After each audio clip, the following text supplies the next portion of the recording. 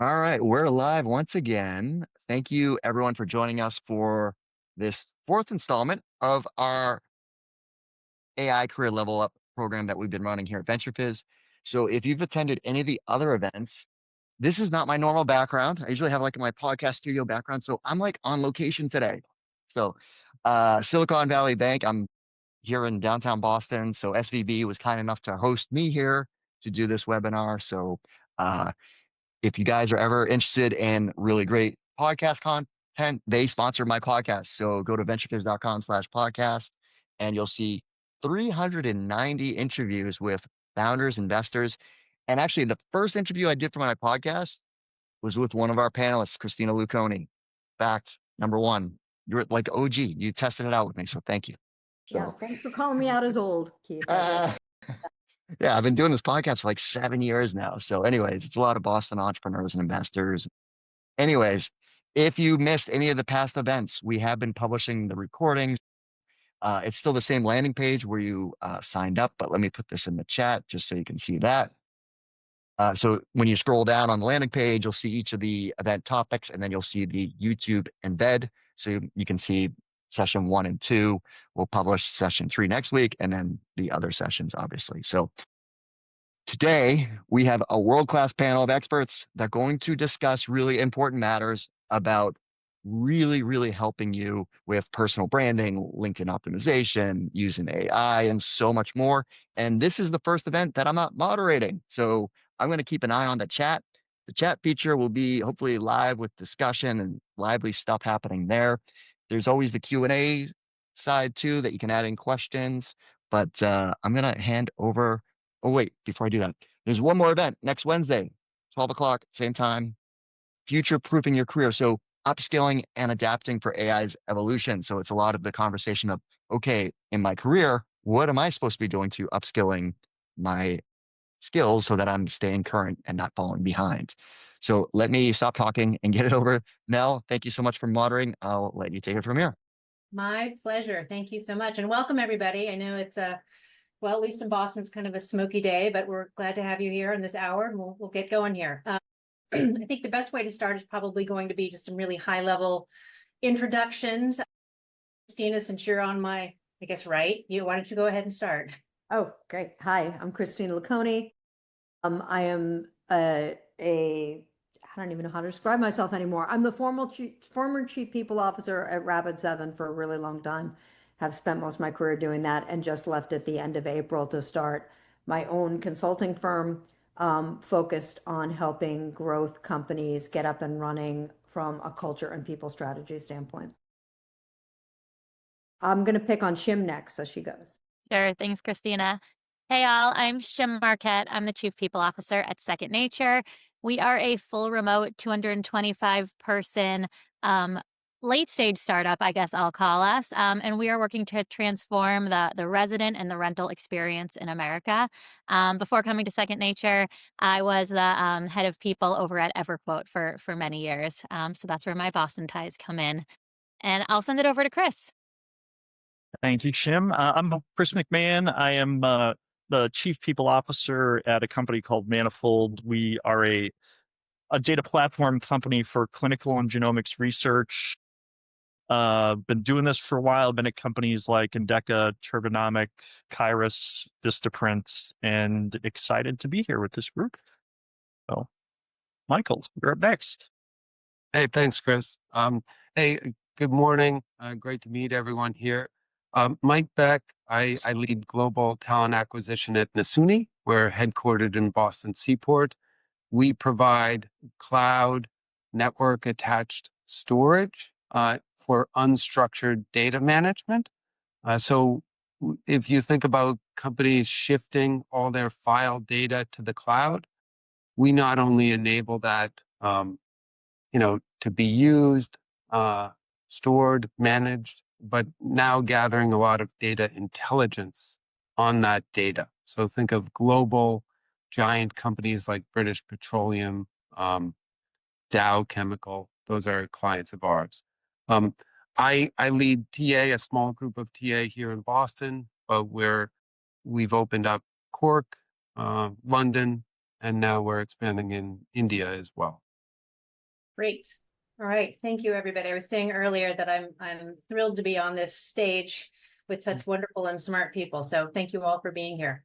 Let's get this started by talking a little bit about personal branding. And I think the best way to start is just going to be rapid fire. Christine, I'll pick on you again first. Like, what's one non-obvious thing that makes somebody really stand out from a personal branding standpoint? How about a unique point of view, right? I mean, I get, being one of the older people, I get a lot of younger people saying, hey, brand, and how do I get my brand going? And everyone wants to be Insta famous. And I could go on. We could have a totally separate conversation about influencers and things like that. But one of the things that I've sort of really picked up on, or people standing out to me, are people that have their own unique point of view. It's not something that's cut and pasted from ChatGPT or copying what somebody else says, but like really puts their own unique spin and flavor on it. And I think that can be done at any stage of your career, et cetera. But having your own point of view, I think, is the big one for me. Yeah. Shim, what about you? Yeah, I'll piggyback right off of that. I was going to say authenticity, right? Somebody who, in this day and age, it's really easy, I think, to leverage AI to kind of get copy and paste content. So being able to stand out, and having your own opinions and making it really sound like you. That's harder said than done. Or yes, but yeah. Great. Chris, Mike? Sir, yeah, 100% agree with both Shim and Christina. And I tend to look at, in addition to that, some of the, here's the words and kind of the point of view, and perhaps like, what did they build? Like, this is particularly where I'm at a smallish company, we're very much in a build stage. How are these folks, as they think about their personal brand and the accomplishments and the experiences that are helping to inform that brand, does that show up? And, is this with certain companies at certain times in their growth period and such? So like, that's a piece to me that I'm always, did you build a product? Did you build a TA function? Did you build a brand? And kind of all of those things. So that's a big one that I'm always looking. Pivoting a little bit, Mike. So as a head of TA, like, does personal branding matter in somebody's job search and then in building their career? Yeah, I think it does. It could be very valuable to them, right? Especially getting that next role and moving up to the next level. I'd echo what people have already said. Like, I think in terms of context and think in terms of threes. So 3 parts. What was there when you arrived? What did you build or accomplish? And what was the outcome? And tie the outcome to some type of metrics. And if you do that on a regular basis for each job, that builds a brand that people will recognize. Great. One thing I forgot to mention, if there's anything here that resonates with you or is exciting or is a really good point, feel free to use the little goofy emojis. We're here. It's all fun. Go for it. So I recently heard someone say that LinkedIn is no longer optional, that it's your landing page, it's your portfolio, it's your brand, all in one. Chris, how important do you think somebody's LinkedIn profile is? I do think it's important to have a presence on LinkedIn. One, I think it needs to be up to date. I think it needs to be perhaps clean and organized. To me, this is a representative of you. This is part of your brand, right? And I always think, like, you have a brand whether you like it or not, right? And either you are going to control and inform that brand and kind of inform the narrative, or somebody else is going to do it for you. So I encourage folks to make sure that they have a good presence on LinkedIn. It is important. We all use it. We all use it probably every day.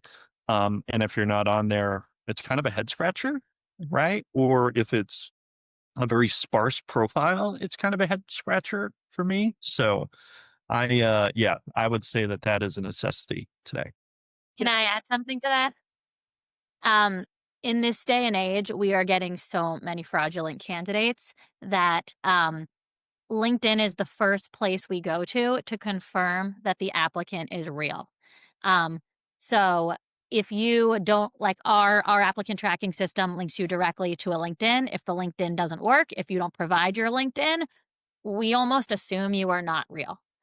So yes, you need a LinkedIn profile. It needs to be up to date. It needs to match your resume. And if it doesn't, there's a really good chance you're going to get tossed out. Yeah, you bring up a good point, Shim. A lot of people have said to me, geez, I want to try to keep my resume at like 1 page, 1.5 pages, but my LinkedIn profile is a lot longer. Is that acceptable, in your eyes? I think so, as long as like the most recent job titles and, the dates all match up. If I say on my LinkedIn that I'm a chief people officer, but I say on my resume that I'm an HR manager or vice versa, that's going to raise some red flags.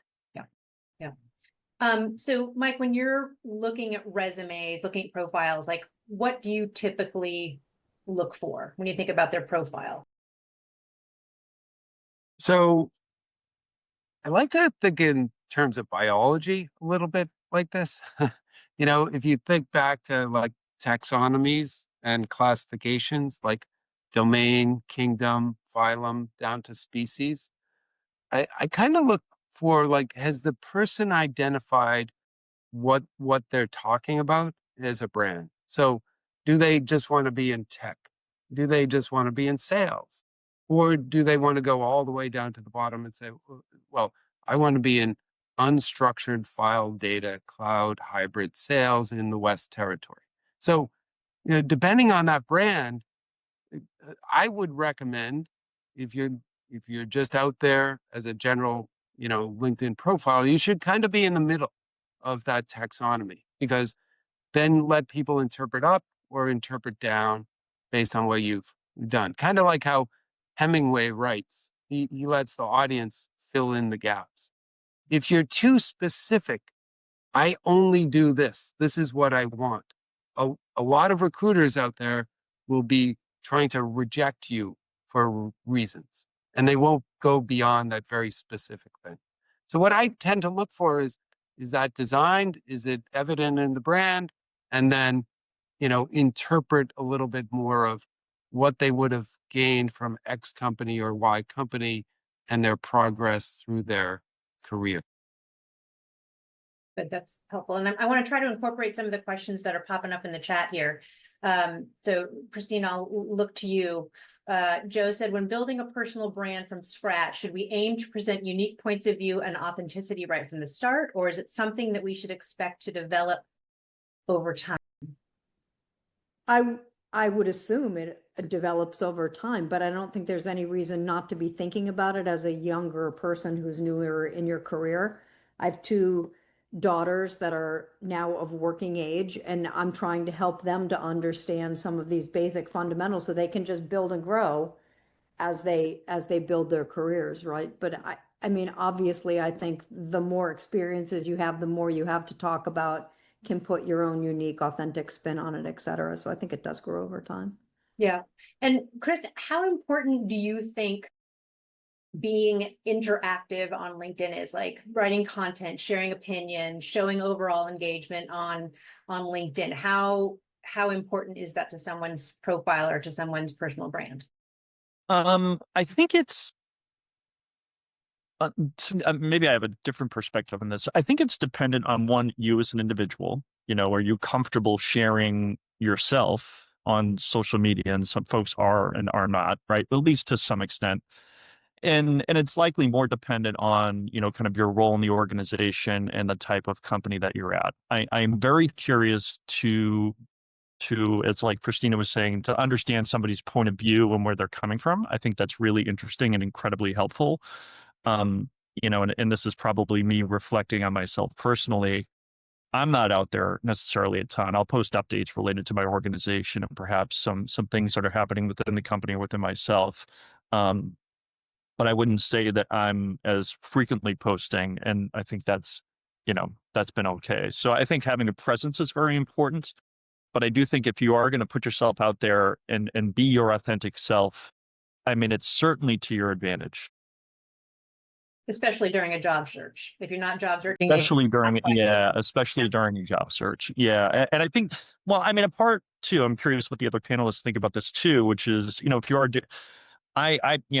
kind of the spidey senses go up when certain activities are only happening during a job search for folks, right? Are you learning about their presence over the course of time, or is it only when they need something? So it's something that I'm at least a little bit aware of as I'm thinking about folks and their presence online. No, I think I look for people who are just resharing stuff all the time. It's like, are they only resharing, or is there original content, and is there, some really insightful things that they're delivering in the market? That's really exciting to see that sort of thing. So I think to gain that, what if people want to, let's take AI, for instance, or data engineering or architecture of workflows in these companies. This is all happening right now. Like, the person should be following the leaders of, those tools that are being emerging tools right now. Are they following them? Are they commenting on those? Have they practiced using them and making comments to help others make decisions? That's all really interesting stuff. Christina, Yeah. you look like you need to say something. I was just going to add on, I was listening to everybody else and I'm thinking, to tie back to the earlier question, I think some stuff does grow over time, the more experience you have. But I think just even engaging, finding little ways to engage. If you don't want to be out there, you don't have to be a big content producer, but even responding to somebody's post and having a thoughtful comment, et cetera, is a pretty decent way to get started and start, testing the waters for yourself. And I pay attention to that. I pay attention to how people respond to things, and are they just glomming on and liking it, or they actually have something to say because they read it and engaged with it. Yeah. Don't just comment to comment because you have an opinion, a unique voice. Yeah. Okay. And Priyanka asked in her LinkedIn, she said her LinkedIn has more voice and personality versus direct keywords related to the role, and she's gotten mixed feedback on that. Any thoughts on that for Priyanka? Mike, Chris? The hardest people to find on LinkedIn don't list any skills, right? So good recruiters out there have done research and said, okay, where is this type of work happening? And then they kind of look for the personas that are doing that. They might go to conferences and find people. They might, look at another recruiting playbook. So I think, Priyanka, you got to decide what your goal is. Do you want a lot of people reaching out to you for certain skills? And let's take engineering for an example, right? We use Python here. If you search on Python, you're going to get a very long list of people. But maybe if you put something more strategic about, automated test tool development, okay, that could be a higher level search that improves your brand a little bit. So you got to determine what you want, and then maybe use ChatGPT and say, hey, I want to present myself at this level of competency within this field. What are the growing skill sets in this domain that I should use? What are the top 10? And then use that. So then as recruiters use Talent Insights and they get that list, you'll come up in their searches. So kind of like leapfrog a little bit, leapfrog ahead of where people are now. Yeah. And Priyanka, I just saw you said you meant in the about section. And I'll just add, like, I'm always okay if somebody has a little bit of personality in their about section or a little bit of personality at the bottom of it. I once reached out to somebody specifically because they said they made really good guacamole. Good resume also, but I'm like, I gotta talk to this person. I mean, they're a great marketing person and they've made great guacamole, so all good. All right, let's keep track of the time here. Let's shift over to talking a little bit about resumes. And Shim, I'm going to start with you on this one. Are resumes dead? Are they evolving? Do they still matter? What's your thought? They are not dead. They are still evolving and probably will. They definitely matter. I mean, it's hard to get your foot in the door, but once you have, the resume is where our team spends a lot of time deciding on if we want to spend even more time with you. So absolutely, your resume needs to be well thought out. It needs to match the job you're applying to, right? Like it needs to be very evident from the resume why you are a fit for the role you've applied to. And you need to be prepared to speak about the things on that resume. It's the primary tool that we use to determine who we're going to move on to our first round of interviews. Yeah. So do you recommend that people then use AI to optimize their resumes for different jobs? Sure. Yes. Wouldn't let perfection get in the way of, good. Because at the end of the day, it's a tough job market. But yes, I mean, AI is an amazing tool. Now, don't let your resume gosh, I was looking through resumes the other day and I was like, oh, I've never seen this resume format before. And then I kept going down the queue and there were like 4 other resumes, right? It was just an AI generated resume. It was unique, right? There, the jobs were different, but the format and everything else, it's really obvious when you've done that. So I don't know. That's a hard non-answer, but I think the answer is yes, but. Yeah, fair enough. And Chris, what are your thoughts on format, on length? Like, what should it be? I mean, I know everybody sort of has a different stage in life, but approximately. Yeah, I anchor on a length 2 pages is good. I think trying to depending on the place in your career, maybe 1 page makes sense. I'd try to keep it to 2 pages or less. And I like to think of the completely agree with Shim. Resumes to me and to us here at Manifold, they're important, right? Because this is a representation of the person and their experiences, and it just creates a level of structure for us to understand what someone has accomplished, what they've built, and then also the conversation that we're going to have with them.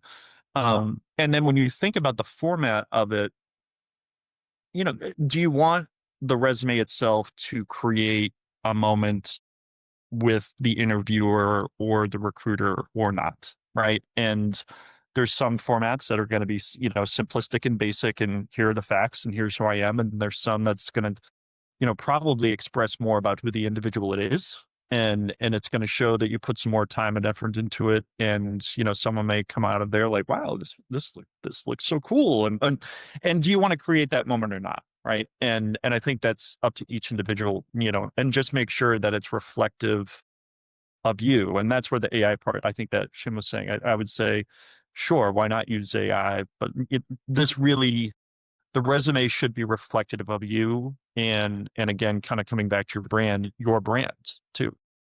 Hey, now, Desiree asked a question that I just want to follow up on there.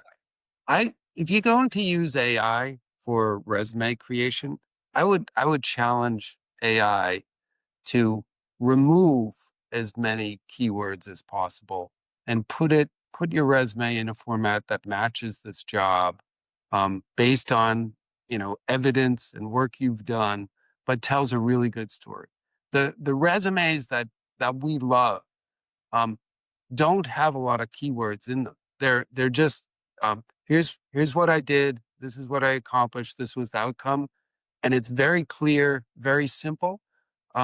Lately, I've looked at a lot of resumes where if you highlight the keywords, like there's 1,000 in the resume. And I'm like, okay, this person couldn't have done all these things in 1 year. Like, so it's almost like you're making an impossible task for the recruiter.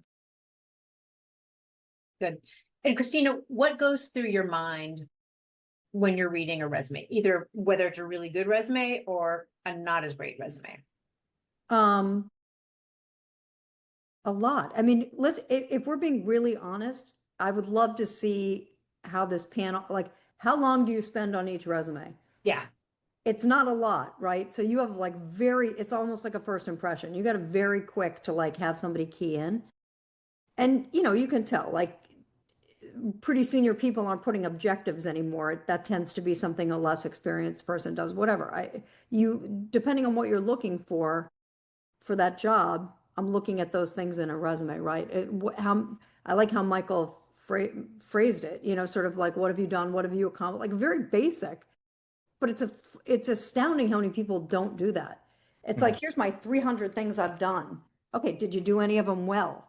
Did you whatever, or I'm such a team player, and then they still do the thing on the bottom where it's like, here's all my interests, and they're all really solitary interests, right? So, I mean, I look for discrepancies just because what else, if you're getting 100 in the first 10 minutes these days, but if you're getting resumes, you know, you've got a very quick time frame to screen people out. It's unfortunate, but I'm looking for like reality check. You know, are these people really who they say they are? Are they good at what they do? Can they tell a decent story? That gets me to continue to keep reading and pay attention. Yeah, somebody said to me, this was years ago, and I don't even remember who it was, like, your resume is as good as the person reading it. So, you know, as long if the person who's looking at the resume is going to take the time to like look through it, and I will be honest, I'm not reading every single word, but I am going over things and I'm looking for certain, you know, keywords or longevity or guacamole, whatever the case may be. But again, I think it's whether it's AI, whether it's human, I mean, obviously there's going to be some differences there, and we'll get into it, but I think that's what you said makes a lot of sense. Michael, when people are thinking about their resumes in terms of, I think somebody asked this in there as well, should they have two different kinds of resumes? Should they have one focused more that AI is going to read and get screened through an ATS, or another one that they know is going to a human? Yeah, great question. So we don't use AI to filter resumes. So we want to look at every resume. But I do think there are companies out there that are going to reject based on keywords. So you need to have those at the bottom of your resume at least, right? So you get through that filtering process if it exists. But at the end of the day, I think your resume should be a what gets you in the door for an interview, for a conversation. And then I kind of love to hate resumes. They're great if written really, really well, but most resumes aren't written really well. So you kind of have to say, look, this person is very, very good at what's their portfolio of skills? What are they really good at? And I'm not looking to hire people who are great at writing resumes. That's not my goal. My goal is I want to find a really, really good data engineer. I want to find a really good demand generation director. Like, but they may not be the experts at resume. So the resume has to be get you in the door. And then kind of like if you're at a cocktail party and speak to 10 people, like who are you going to hire based on those conversations? And if you didn't ever see anyone's resume, I'm sure there's a lot of mismatch going on. So use the resume to get in the door, get the conversation, and then, you know, treat who you're speaking to as the customer and you're the solution. Here's what I bring to the table to solve your need. And it's almost like asking them ahead of time, what do you want to solve? What do you want to get done? And then cater your resume to that. Cater what you say to that. It's very difficult to write 3 different resumes when you don't know what the customer's goal is, right? And the job description may not give that underlying goal a lot of times. So if you can get to someone, say, hey, can I have a coffee chat with you? I'm about to apply to this job. That then tailor the resume after that, if you know exactly what they're looking. I'm interested to know, panel, but also then if folks who are here today, like, do you have screenings on your ATS? Do you have AI that's going through resumes first? I hear a lot of people complain about that. I don't know anybody that's doing that very much, but interested to hear if anybody else is, if any other companies are relying on AI first versus human first. We do not. We're human only. Yes. I'll echo that. Every resume gets through our ATS, right? There's no immediate opt out. We do use your answers to how you applied to help select the candidates we're going to move forward. A good example, and I can put a lot of companies do this. We use what we sort of call like knockout or narrow down questions, right? So I've got a senior accountant job posted right now. That role, I really want to find somebody with a CPA. There's a question on the application. Do you have a CPA? You click no, there's a really good chance I'm not going to look at your resume because I've got 500 applicants who answered yes to it, right? Now, your resume needs to also include your CPA and your license number, which is what most CPAs do. Like I'm going to confirm that, but ultimately, and the job description also says, you should have a CPA for this. CPA strongly preferred. Does that mean if you don't have a CPA, you shouldn't apply? Like that's hard for me to say, but I think it kind of depends on the role. We are full remote, so we get a tremendous number of applicants. Christina, outside of LinkedIn, and I know you're really good about this from a branding standpoint, but what are other ways that people can build their brand? Well, that's a good question. I think, there's a million platforms. It's trying to figure out the one that represents you the best. A lot of people have had success doing a blog on Medium, for example, or if you're an engineer, having a portfolio on GitHub. I think any place that you can show your work or what you do and some balance of your personality along with your skill set, I think is useful.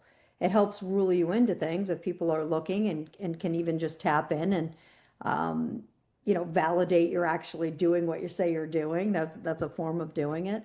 But I think you also get to see someone's personality, right? Not every company is for every person. And getting a sense of who that person is, how they work, et cetera. There's, whatever way you can showcase who you are, I think is a useful thing. Yep. Do you all have a preference for people who have their own websites for their, whether it's engineering, creative, whatever, that like it's, oh, click here and you can see my entire portfolio, blah, blah, blah. Is that something that's a turn on or a turn off? For our UX designer role, we definitely require a portfolio, and we ask them to submit a link with their application. So yeah, that's huge for those creative roles. Yeah. And then going back to, I'm sorry, were you going to say something, Chris? Well, if I could just jump in on the original question of the outside of LinkedIn, how do you build a brand? I think of this sometimes a little bit differently, which is the word of mouth and the ability to have someone who is thought of highly or very credible in your space, community, right? Just thinking about references. I would encourage folks who are earlier in their career, if possible, seek out mentors. Folks, you have to do it the right way, right? You can't waste their time. It has to be thoughtful, your approach, your connection, your follow-up. So there needs to be, and you can only do it when you need something or want something, right? There has to be an investment and a back and forth. And I think about, how I've gotten different roles and the folks who have influenced my ability to get those roles because they've spoken on my behalf. I mean, Christina is somebody who spoke well on my behalf for me to get my job at Manifold. So thank you, Christina. And it matters, right? And I think that's a part. So I think getting engaged in a community, in a mentoring capacity or building out some of those relationships and networking, I think can be really beneficial too. Which could be, can I just plus one that, Keith? Chris, I think it's interesting to me where I'm sure we all get a million calls from people like, hey, do you have 30 minutes for an informational interview? No. And yet you don't want to be a jerk and put people off, especially people that are young in their career and just trying to build the connections. But, anytime that you can show up at a conference or join things like this and ask questions and then follow up, hey, Nell, I love how you moderated that. I would love to ask you a couple more questions. Like, things like that, people will, generally speaking, people are willing to be helpful, but don't go in saying, will you be my mentor when you don't have a relationship yet. But saying, do you have a couple minutes to answer a couple quick questions for me is a great way to start. If there's a connection, then maybe you keep getting together and connect. But, sort of start with small asks rather than go in for the kill, because it's really hard to manufacture relationships that way, I think. Can I say one other thing about leveraging? And and I'll say this, and I think the panel may be like, Shim, like, don't say this because now everyone's going to email us. But I have a lot of jobs open online right now. I also have a lot of applicants, right? The number of people who reach out to me directly, either through InMail or through our like Second Nature inbox to say, I've applied for this role, I'm interested, is tiny. For me, it's tiny. I probably get 2 or 3 a day in the Second Nature inbox, which my recruiting team monitors. And maybe I get like 1 or 2 a day that I forward to our recruiting team. But I'm getting like hundreds of applicants, right? I don't think I'm very hard to find. People also sometimes find my email, they reach out. SDRs, salespeople who do that, great. You can do research, right? Those people immediately get a look at their resume, right? If I have 2,000 resumes in my applicant tracking system, I'm just not going to be able to get to all of them. To me, that's the best way. I can't engage in a conversation. I can't do an informational interview. But if you simply want to express your enthusiasm in Second Nature, show you did your research, and show that you found someone on our recruiting team, I think it really helps you stand out in the process. Shim, I'd agree. I'd agree with that. About 5 times a day, an executive in the company might say, hey, Mike, this person reached out. I don't know them, but please follow up. Mhm. But yeah, make some sort of connection. If Shim has 1,000 resumes, you want to find someone at her company that will put you in front of her. And the number of people doing it is small. Do you agree with that, Michael and Chris? Yeah. It's very small. It's shocking when it happens. Yeah, and it's so yeah, Shim, completely agree with you. It doesn't happen very often. When it does happen, almost 100% of the time, that person is going to get a response, right? Either whether it's you or whoever the executive was. And I think folks should just think about their job search, right? I don't think the application process itself is dead, but you need multiple touch points. You almost have to think like you're selling yourself, right? And, if you're trying to sell something, you probably would not just lean directly on submitting an application. You would want to do multiple touch points, reach out to this person, that person. And in some cases, those may be cold, or maybe you have somebody in your network who has a connection to said person, right? Maybe there's, I know Shim, so someone's going to reach out to me so I can help make that connection type of thing. I just think, it just helps create a level of differentiation for someone, and so you don't get lost in the sea of profiles or resumes. Chris, it's almost like applying to college, right? College wants to know, did you just apply? Yeah. Or did you get involved in the school early somehow? The colleges promote, hey, we only accept 7%. I'm sure all of us on the call have a much lower number than that. We don't promote it, but we do look for intent. We look for relationship. We look for, great skills that are very clearly shown on the resume. I hired someone recently, not a referral, they didn't know us. There was no connection, but they clearly were the best person. And they were in a pool of 100 applicants that we found. This is the difficulty recruiters have right now, sorting through that 1 in 100. And some people on this call are that person. So if you know you're a great fit for a company, reach out to 3 people at that company and say, hey guys, I know you get a lot of applicants. Can you just double check my application? And don't give up. Reach out 2 or 3 times as well. Nell, you're on mute. I hate when that happens. It was bound to happen at least once. It's one thing to reach out with a LinkedIn or other method, but he said I would not encourage applicants to send a LinkedIn connection. And I 100% agree. Random LinkedIn connections. Anyone into that? Not so much. Okay. I probably won't accept it. I don't think I'll knock it against the candidate as long as they've got a note that said, hey, I've applied. Again, it'll make me flag their resume in our system, which I think is like part of the goal. It's a tough market. I'm probably not going to hold it against, I'm definitely not going to hold it against the candidate. Yeah.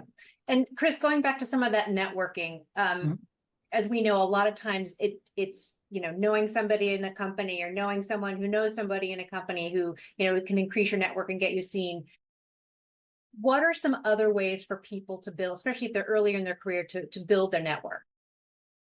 Yeah, I think some of them surfaced earlier. It is joining, it could be podcasts like this, right? And, perhaps engaging within the chat or asking questions or sending follow-ups. There's so many things happening within the community. I mean, just look at what Keith and, and Christina are putting on. I mean, they've got a number of things that they're either hosting or they're present at, so if you're in our field, this is such an easy place to start.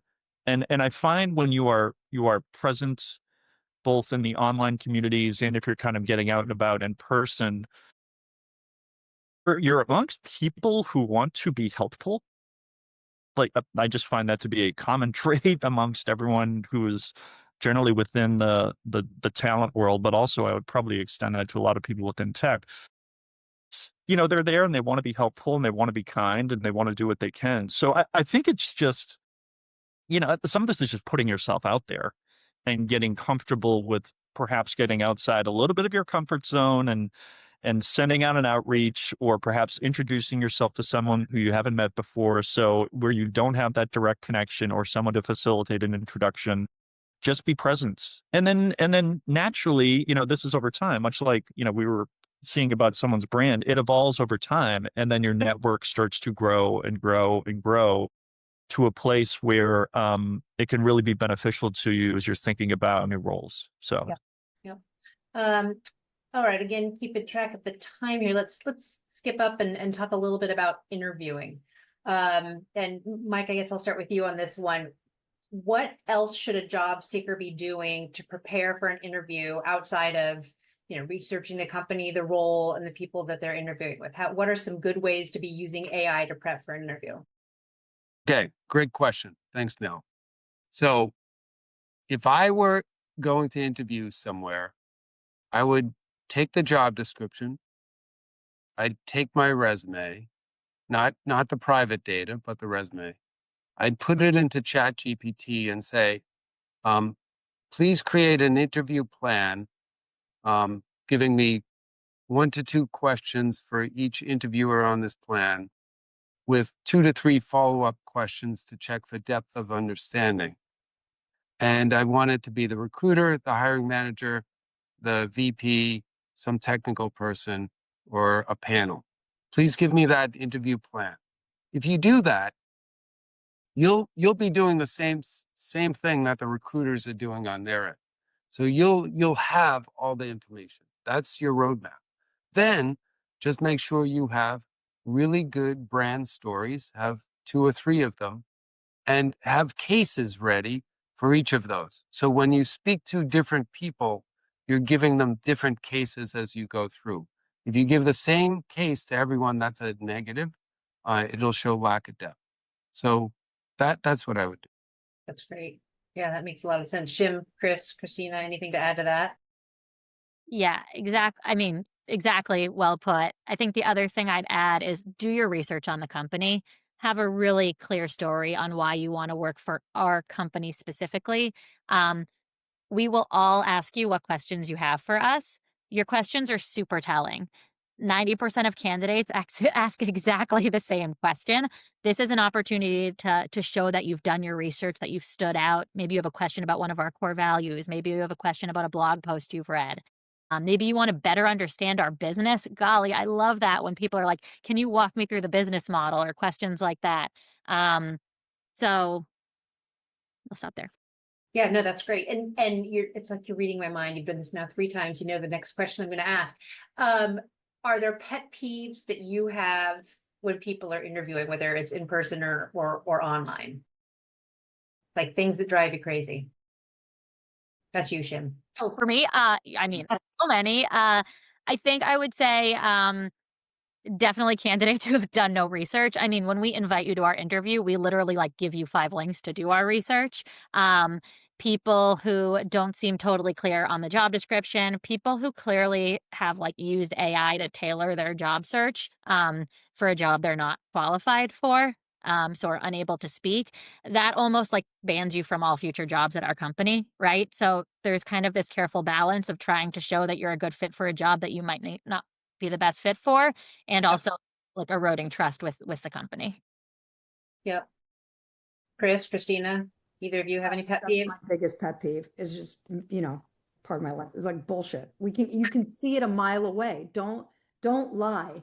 I have caught so many people lying on their resume, and it takes like one question and it all unravels, and I know it's a hard market and everything, but it will never suit you well. Yeah, +1 on that.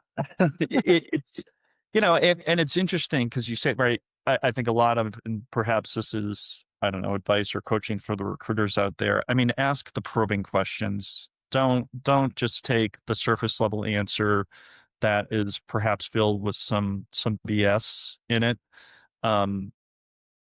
Really get to it, understand the story, Mike's reference, right, situation, action, result, those types of things. I mean, that's what should be surfacing in all of these conversations and in interviews.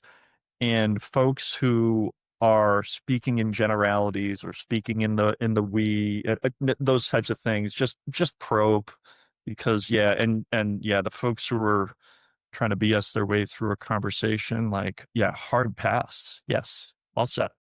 The other thing I would add, if I could, is that I think part of the BSing isn't just about skills; it's about how you're going to show up at the job, right? And people want a job, but the worst for me is when you talk yourself into a job and say this culturally aligns with, I believe in what they're doing, or I believe in their values, and you don't, right? So the silliest example I can come up with is, I don't think I've ever met anyone in my life who suggests they are not a team player, right? Everyone thinks they're a team player. But if collaboration or teamwork is really important to that company, if I'm a recruiter, I want to just not just look at Chris's resume and know he was a superstar basketball player in high school, therefore he must be a team player. But rather, let me ask you the second and third level questions to see if that actually shows up in how you work, right? So I think the onus is on the recruiter to really dig and make sure you're finding not just the right skills, but the right fit for your company, and for the person to be really intellectually honest with themselves to say, this might be a job and a paycheck, but is this where I'm going to give my best work? Are we aligned? Am I aligned with what the company's doing? And I think that's a piece that, especially in a tough job market, people are willing to kind of sideline, but boy, no one ever lasts very long in that particular case. Yeah. So Go ahead, Jim. me of another pet peeve, which are resumes that like the first top 50%, kind of above the fold, is all like team player, strategic leader, collaborator, data driven. Like it's like just a bunch of Buzzword. First of all, no recruiter has ever used the keyword to search for like team player. Like we search for NetSuite or Python, but like we are not searching for strong collaborator. Take all of that off of your resume. Maybe it's kind of like embedded in the bullets, but like that is totally a waste of space, I think. Yeah, I think that answer is right. Don't tell, but show. So if you want them to see you're a team player, describe something very succinctly that shows that, right? Harkens back to my 7th grade math teacher, show your work, right? So you've written the interview, you've written the resume, you've gotten the interview, you went in, it was great, and then you don't hear anything. Mike, what do you suggest for when you are ghosted? Because I know that happens a lot. So, unfortunately, I have ghosted people, but it's not been intentional. I never intend to do that. So when I get a candidate that says, "Hey, Mike, I just want to, bring this up to the top of your inbox. I'm sure you're busy. Can you take another look and let me know the next step?" Like that, that's just a relationship build. It's a really great thing. And I give a lot of attention to those people. And I'm always like, "Oh, I apologize. Let me follow up with that or something." So I would just say, just assume people are doing a good job. Maybe they've dropped the ball on something, but give them that opportunity to to move you forward, right? Your goal is to get moved forward. So that's what I'd recommend. Just to treat them how you'd like to be treated, and that could bring up great things. I've hired many people who I dropped the ball on, in the beginning. We're human, right? It's what we do. Sandy, I'm going to address yours here. Have you or your teams helped to train hiring managers on how to interview, as they may not do it every day, and we know how hard keeping it subjective can be? So in a nutshell, is there interview training for your hiring managers and panelists? Yes. Yes. I find that, probably in any of the organizations that we've been a part of, you'll be promoting new managers, folks who are interviewing for the first time, actually folks who have interviewed for a long time. Sometimes you're surprised at the approach, and perhaps that they need to be reminded of some of the skills that are needed or that need to show up in each of the interviews. So really, I think in all the organizations I've been at, we've offered some sort of interview training for both new interviewers in terms of how to conduct an interview, behavioral interviewing and such, in addition to thinking about, what are the appropriate questions or inappropriate questions as well.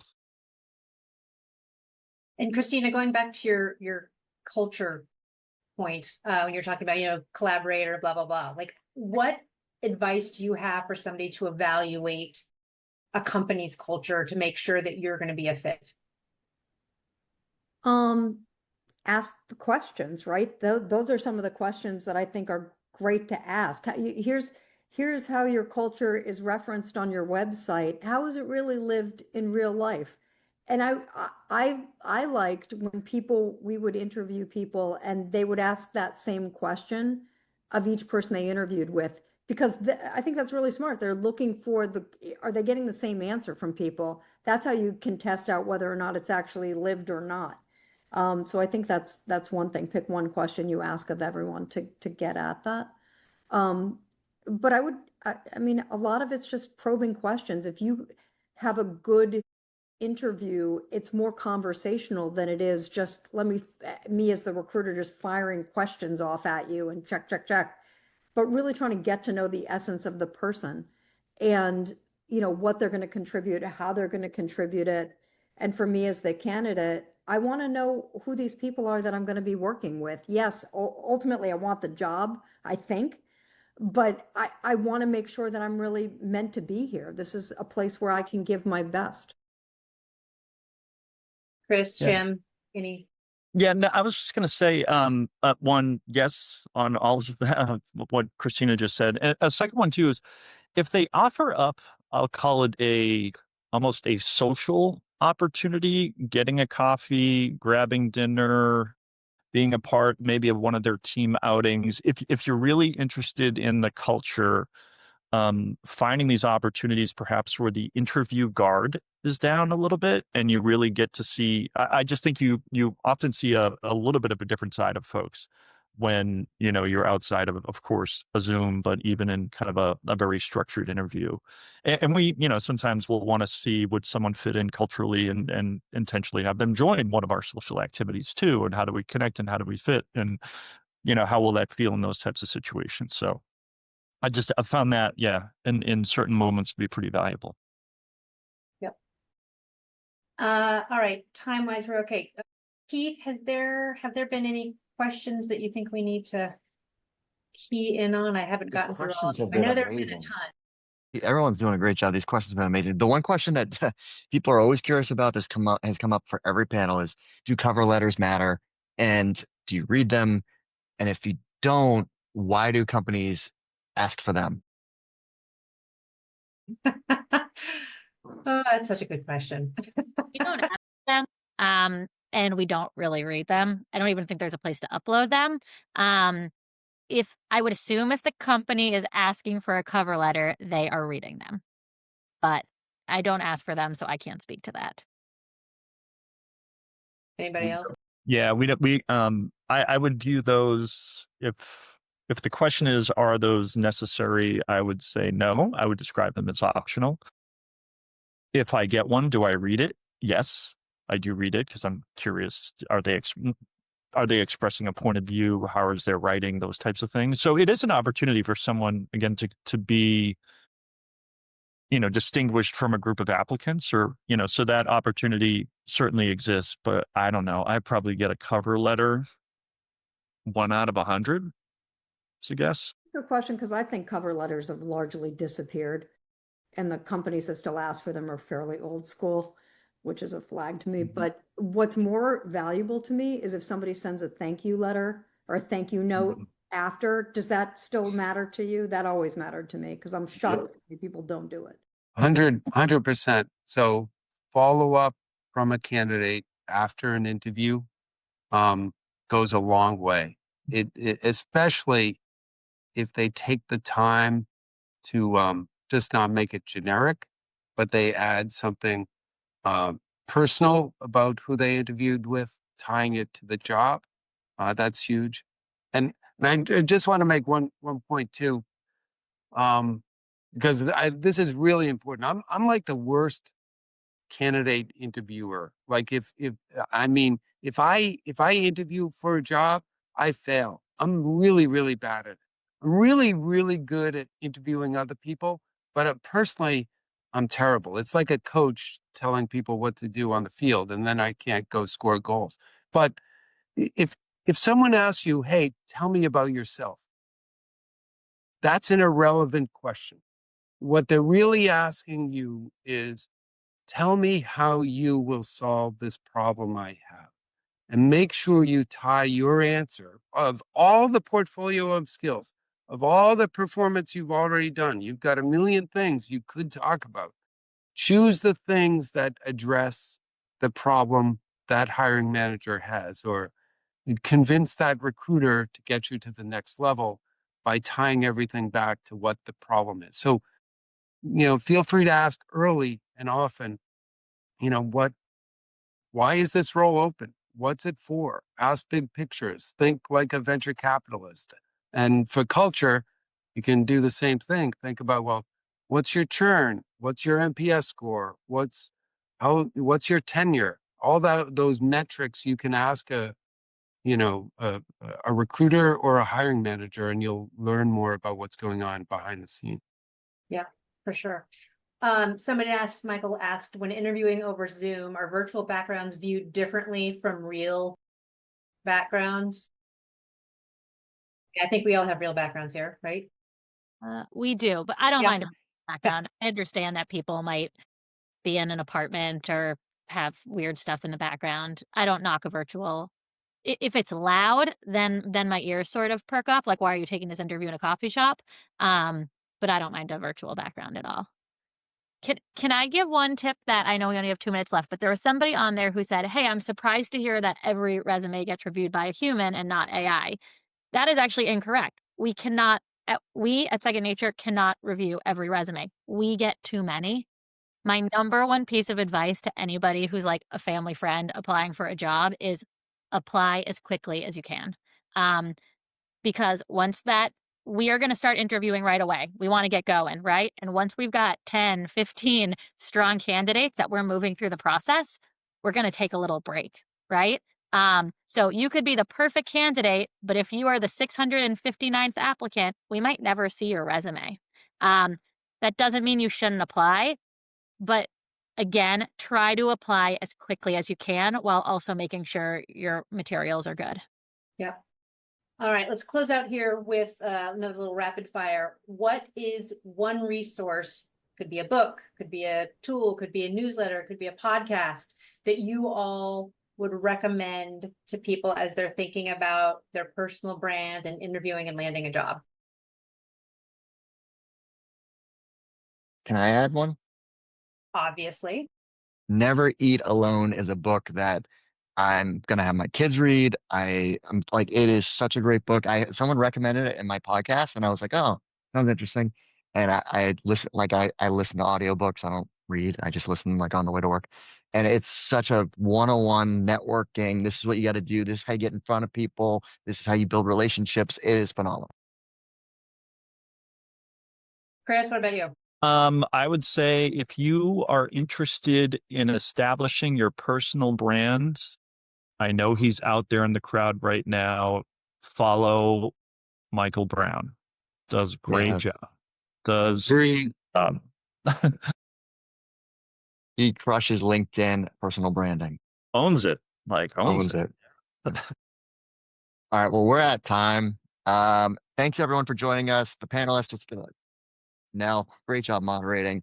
And I do want to give a shout out. This whole event series is sponsored by Aura, which is in the Seaport. They are hiring. They're an amazing company. They had a session a couple weeks ago with 3 of their AI leaders. So we just published the video for that today. But I put a link to their jobs on VentureFizz. Amazing company, and they've been sponsoring this whole event series. So I want to say thank you to Aura. And again, thanks for everyone for joining us. Hope to see you next Wednesday, same time. Thanks again, everyone. See ya. Thank you. Thank you. Bye.